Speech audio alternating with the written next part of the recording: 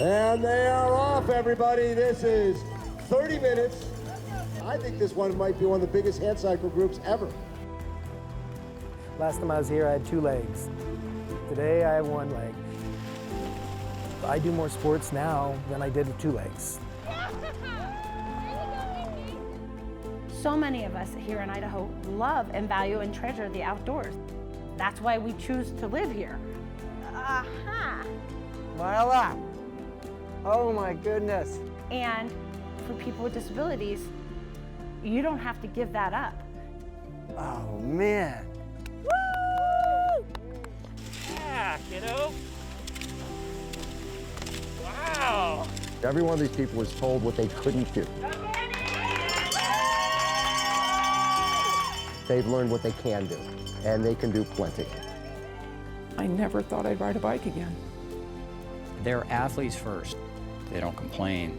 They're dealing with life as it's given to them. All the athletes that do this, and you know, their spirit,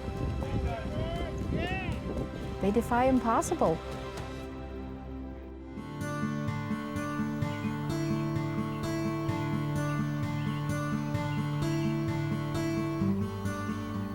Funding for Outdoor Idaho is made possible by the Laura Moore Cunningham Foundation, committed to fulfilling the Moore and Bettis family legacy of building the great state of Idaho, by the Friends of Idaho Public Television, by the Corporation for Public Broadcasting.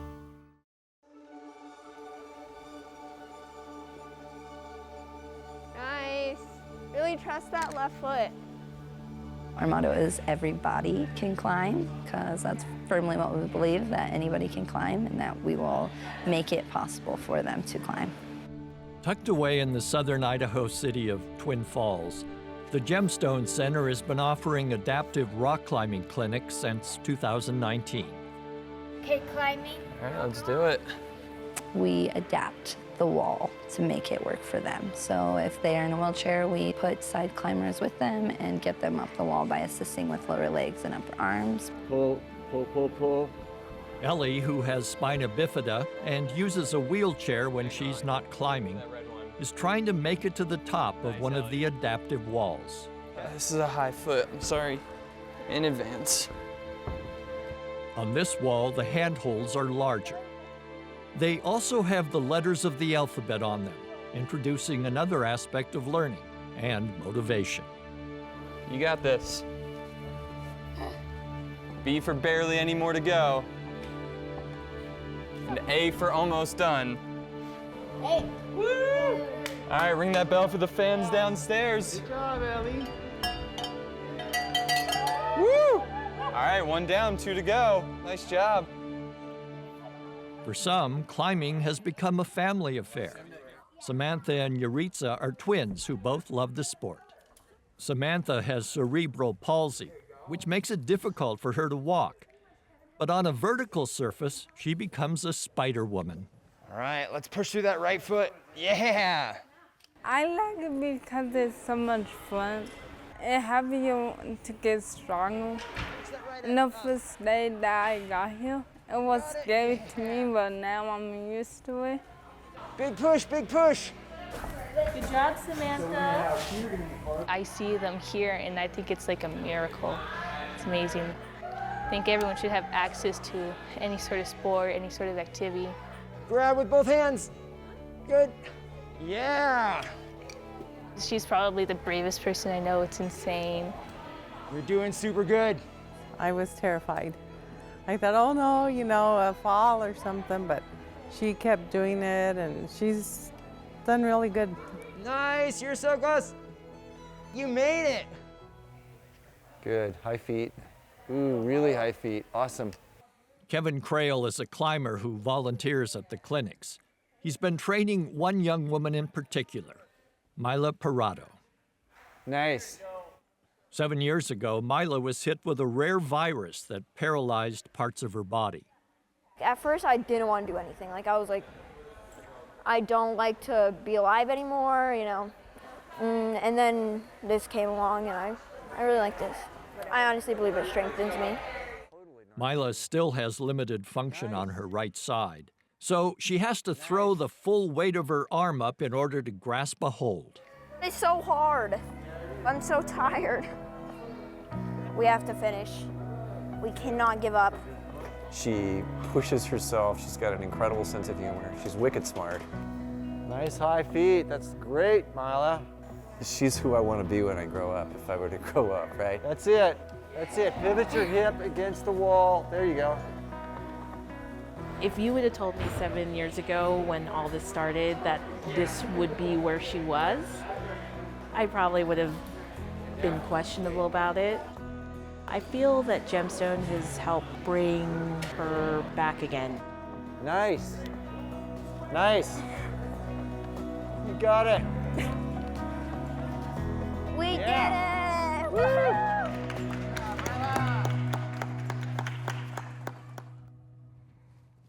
Ugh. All right, get your head in the game. 3 months later, the real deal. Mila and Kevin have come to Auger Falls Park near Twin Falls to put her indoor skills to the test. Ooh, nice smear. God, nice. That was a thin smear. That was really well done. I'm a little nervous, but it's okay, I guess. Nice feet. Ah, I don't like this one. It's okay, though. It's all you. All you. Woo! Get it, get it, get it, yeah. The interesting thing is when I started climbing with her, I was really struck by her disability, and I don't even see it anymore. Mila, you're doing so amazing. I'm just watching an amazing climber exceed her limits every time she goes up. Oh yeah, oh yeah. Left foot out on that face. There you go. I've never gone this high on this one. No, you haven't. You got this. Okay. I feel like I'm in an action movie now. Yeah, you are an action movie, girl. The whole time I'm there, I'm just like, wow, you know, she was in a wheelchair. They thought she would be in a wheelchair for a long, long time, potentially for the rest of her life. So it's really good to see how far she's come. Aha! Mila! Oh my goodness. I can just step right here. Oh man.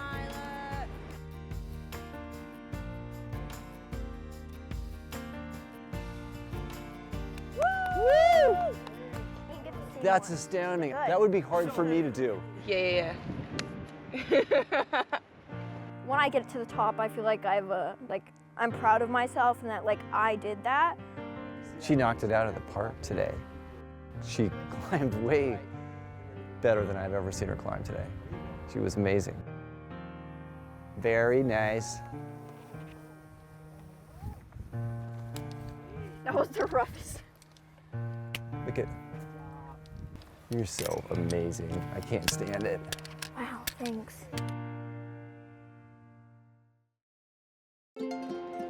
Mila is just one of the growing number of people with disabilities enjoying the outdoors. With better adaptive equipment, increased inclusion, and decreased stigma, there's been a surge in what are known as parasports. Para being short for parallel to other sports. And Idaho is at the forefront. We have more people with disabilities at elite level, Paralympians moving to the state, but more people coming out wanting to try and not realizing it was even possible. Idahoan Muffy Davis has won 7 medals in the Paralympics, including 3 gold medals in cycling. I've always said, you know, what do you want to do? There's someone out there willing to help you do it. And your disability does not have to be a limiting factor. If you build it, they will come. Okay, grab your shovels and I'll give the countdown in 3, 2, 1. And build it they are. The J.A. and Catherine Albertson Family Foundation is constructing a state-of-the-art inclusive training facility in Boise. There is not another training space like this anywhere in the country. We really see it as a destination for people across the country to come and explore and learn and then go home with a new confidence and a new realization of what's possible. The field house will also be the home for the Challenged Athletes Foundation in Idaho. CAF, as it's known, provides millions of dollars in training and equipment to adaptive athletes around the world. In Idaho, CAF is fully funded by the Albertson Foundation, enabling it to give grants year-round. We have athletes that are wanting to go and do new and bold things. And so let's make sure that that's possible. Because if someone shows up on a start line, we want to make sure that they have an opportunity to compete. And they are off, everybody. This is 30 minutes. Some of the country's best adaptive cyclists are converging on southern Idaho for the National Paracycling Road Championships. The Criterium, one of 4 events, is a fast race circling downtown Boise. Adaptive athletes deserve that same very high level, high exposure racing experience. Advances in technology have opened up the sport to racers and non-racers alike. It didn't even exist when I first had my accident in '89. And now we've got these carbon fiber, fast, lightweight bikes. They're putting our hands together for these amazing athletes. Let's see who's going to get it. Who's going to get the title? Wow. For Idaho and Ellie Kennedy, the championships are a chance to compete on a national stage close to home. At 64, Kennedy is the oldest female paracyclist in the world to race in these events. A military veteran, she has ataxia, a neurological disease that can cause balance issues. They basically said, you're never going to ride a bike again. But Ellie found a way by using a special racing tricycle. That doesn't mean it's easy, though. The bike is heavy and taking corners can be very dangerous. It is tricky. You know, it's completely opposite of the way that you would ride a regular bike. Ellie will be competing in 2 races, including the time trial. Today, she's scouting that site with her coach and practicing her turn. Eyes ahead. There you go. Good. Let's do it again. She's very tenacious, very driven. What you'll find when you're around these active para-athletes is that they don't complain. They're dealing with life as it's given to them. The day of the race, cyclists are faced with high winds. Ellie will have to go all out for 9 miles.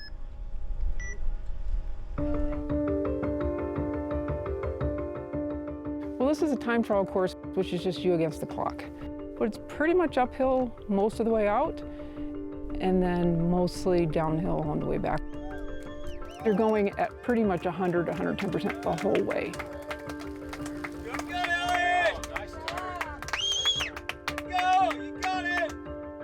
For me, it's just about doing my own race, and that's really what it's about. It's not what anybody else is doing. I'd like to hit national standard, but with this wind, for me, it's really about being safe.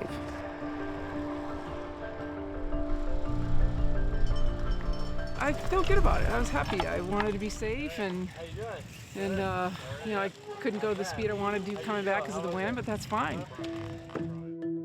2 days later, her next event, the challenging road race.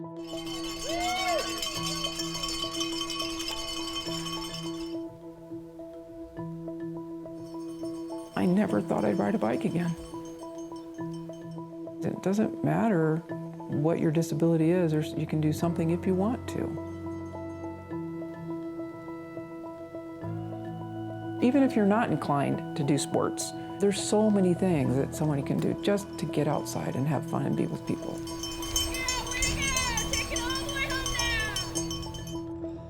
The silliest thing you can ever do in life is underestimate somebody. Because every one of these people was told what they couldn't do. And they've learned over time, and hopefully with the help of CAF, they've learned what they can do. And they can do plenty. Ellie Kennedy of Idaho, unofficially, will be taking the gold in T2 for women. All the athletes that do this, and you know, their spirit, they defy impossible. Your 2021 national champion, Ellie Kennedy. That was amazing. That was the goal for the year. was to win nationals. That was at home in Boise.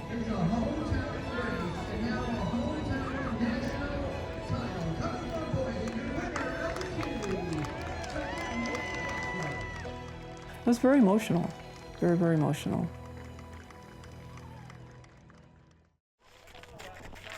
CAF funds many training opportunities in Idaho, including this ski clinic at Dollar Mountain in Sun Valley. It's co-sponsored with Higher Ground, a therapeutic recreation group. Participants of all ages can come free of charge to try out adaptive skis and take special lessons. And if they like the sport, they can apply for a grant to get some equipment. Kevin Falk, who lost one of his legs in a motorcycle accident, is trying a sit ski. Higher than I was expecting to be, but it'll be good. When you're at higher ground, that's what happens. Last time I was here, I had 2 legs. Today, I have 1 leg. So I wanted to look at alternatives so I can still be up in the mountain, and I thought this was a good chance to try this. Kevin chose a sit ski because he didn't want to take a chance of injuring his remaining leg if he were to fall while skiing standing up. But there's a steep learning curve. Pretty soon, though, he gets the hang of it. Then you're gonna put those guys in ski mode? Yep, just like that. Just like that. And look at Dane, look up. Nice. On another part of the slope, Tyrell Murphy has decided to ski upright, removing his prosthetic leg. I felt like I'd have more control. If I want to come up and do it on my own, I want to be able to be independent, so if I fall down, I can get back up. Murphy, who lost his leg from a strep infection when he was a child, has never gone downhill skiing. So not only is he learning the sport, but he's trying to find his new center of gravity. Left outrigger. Forward into the boot. Nope. Yeah. Before long, though, he starts recalibrating his mind and body. There it is. Nice. Nice. Tyrell's teacher is Jeff Burley, who runs the Higher Ground program. He uses only 1 ski in order to replicate his student's situation as much as possible. So you have to come forward into it. Use that outrigger weight. I can't just say, oh, do this, and I do it with my ability and my 2 legs to make the turn, and you're telling them to do it, and it's not possible. If I do it, I know it can be done. Big toe, a little more, left outrigger. This has been on my bucket list for years, so to actually go out and ski is great. It's so much fun. You know, you're only limited by what you are willing to try, and if you're not willing to try it, then you're going to limit yourself. On the other side of the hill, Kevin's getting much more comfortable with his sit ski. All right, let's do it.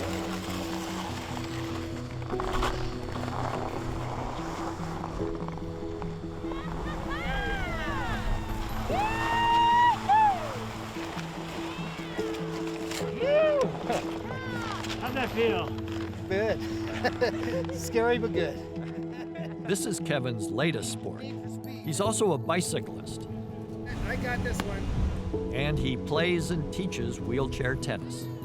I do more sports now than I did with 2 legs. I just want to show people that whatever happens with you, that you can still do things. There's so many opportunities for people with disabilities now. I love it. I get to be outside changing people's lives and giving them a higher quality of life. Nice, high five.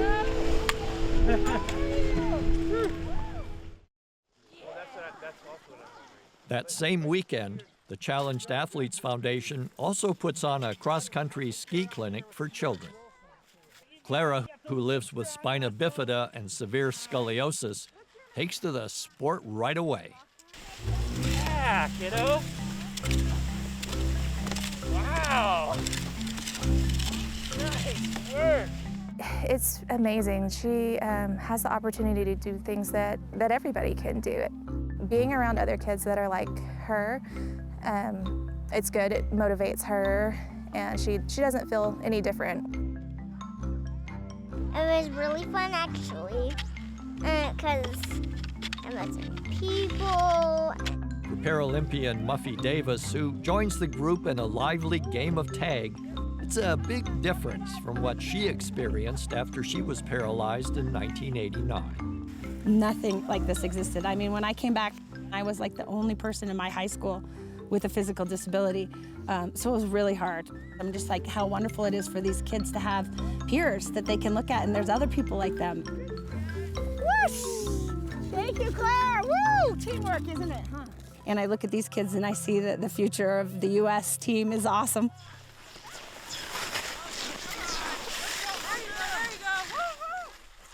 The present is looking pretty good too.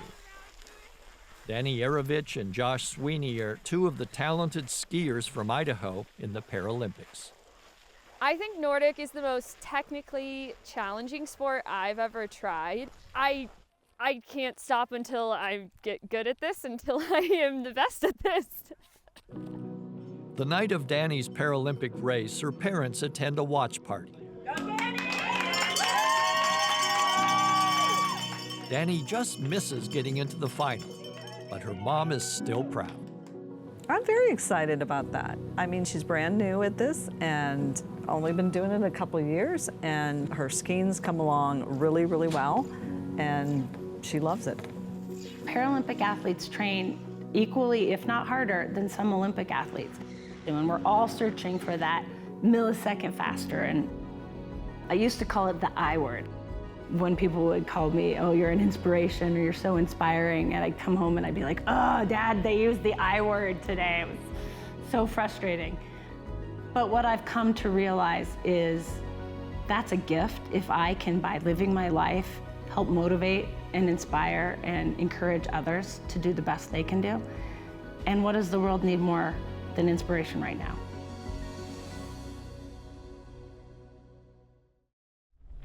Launching.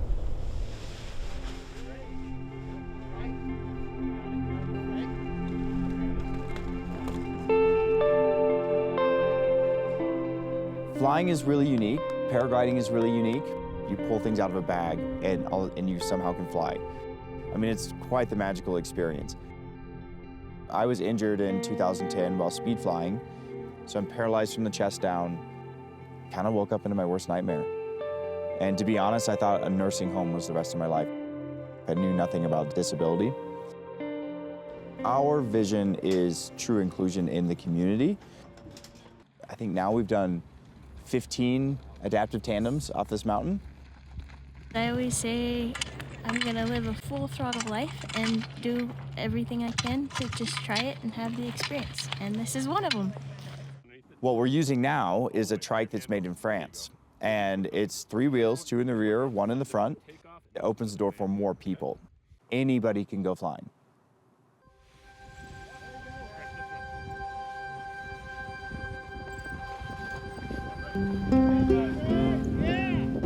I love the outdoors. I love adventure. Me being outside, being able to be active is kind of a mental health reset with everything I have to deal with. So Sari, tell me, what do you feel like? It's like a free feeling. You know, we sit back as differently abled population and wonder what certain things feel like. Who's a bird? And being able to do that, we don't have to wonder anymore.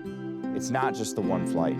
It opens your mind of, well, if this is possible, like what else could I be doing? It was an amazing opportunity that I will forever cherish. I could go up there again and again and again.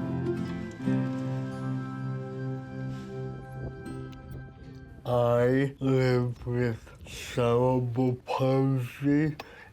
I love being out of my comfort zone.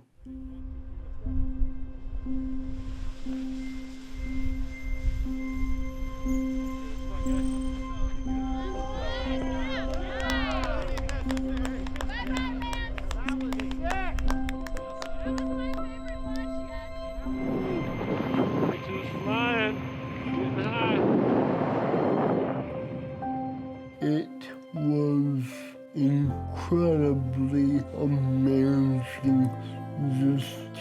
to be in the L and C. You only live once, so find a way to do this. It really does show what inclusion can look like and should look like. Right now is the best time ever to live with a disability. The technology is at its peak. It's never been as good as it is right now. There are more organizations out there supporting people with disabilities to be able to get out with their friends and families and enjoy the outdoors. And with all of that, it really brings in this connection to the earth and our community.